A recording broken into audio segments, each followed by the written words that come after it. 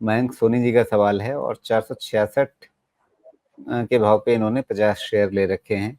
और भी नाम इन्होंने लिखे हैं, लेकिन एक बार में यही बात करते हैं। महिंद्रा हॉलिडेज 466 पे है इनका।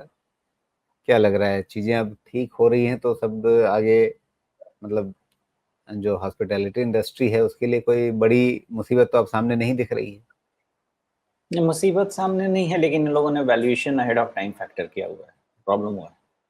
तो जो आपका जो हॉस्पिटैलिटी या ट्रैवल टूरिज्म ये सारा इंडस्ट्री है ना, ये सब आपके कंजम्पशन का एक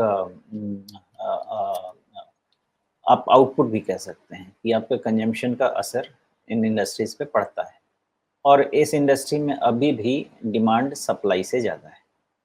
तो इसमें इंडस्ट्री में कोई खराबी नहीं है, लेकिन स्टॉक मार्केट और स्टॉक प्राइसेस की एक आदत होती है समय से पहले अपने डेस्टिनेशन पे पहुंच जाने का, तो उससे ज़्यादा इसमें कुछ नहीं हुआ है महिंद्रा हॉलीडेज़ में। और इसलिए प्राइस पैटर्न पे ही आ जाते हैं, और मुझे फिर से करीब-करीब 365 के आसपास आप चले जाइए। अभी क्लोज़ आपको 400 का दिख रहा है, यानी करीब 10% डाउनसाइड यहाँ से। तो वो डाउनसाइड की पॉसिबिलिटी है।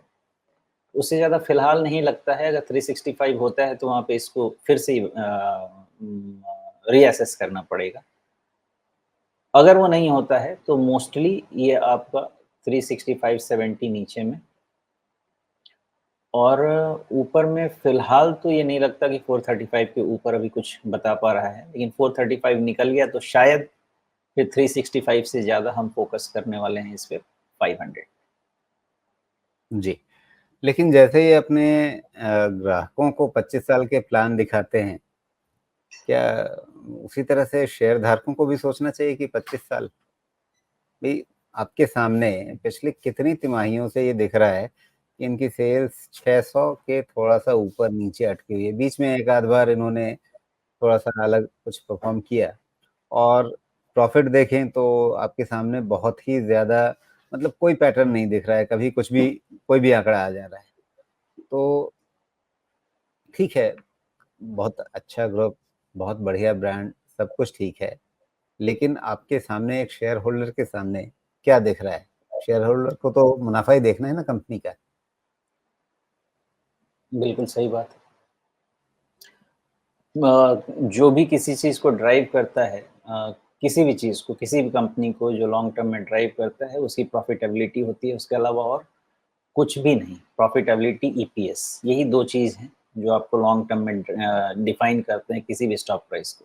शॉर्ट टर्म में आपको stock price in anticipation of profitability जाते हुए दिख सकते हैं, लेकिन अगर वो नहीं मिला, तो फिर उसका रिस्पेक्ट खत्म हो जाता है।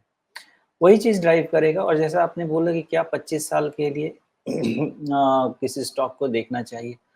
बिल्कुल देखना चाहिए, लेकिन उसका इवैल्यूएशन आपको रिज़ल्ट के बाद करना पड़ेगा, और उसमें आपको मल्टीपल साइकिल्स में जाके इवैल्यूएट करना पड़ेगा। फॉर एग्ज़ाम्पल, अगर 25 साल के हिसाब से हम जाके मेटल इंडस्ट्री देखें तो फिर डिसीज़न में कहीं प्रॉब्लम हो सकती है, बिकॉज़ सिक्लिकल स्टॉक्स को सीधा एक साथ हम 25 साल के लिए नहीं ले सकते।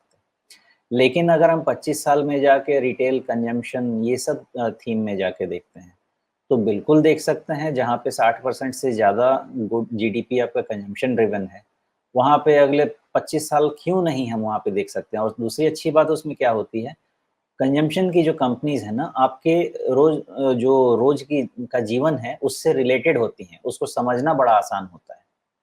इसलिए वहाँ पे ज़रूर 20-25 साल का फ़ोकस कीजिए, लेकिन असेसमेंट ज़रूर रिज़ल्ट के बाद कीजिए कि कंपनी डिलीवर कर पा रही है कि नहीं। जी।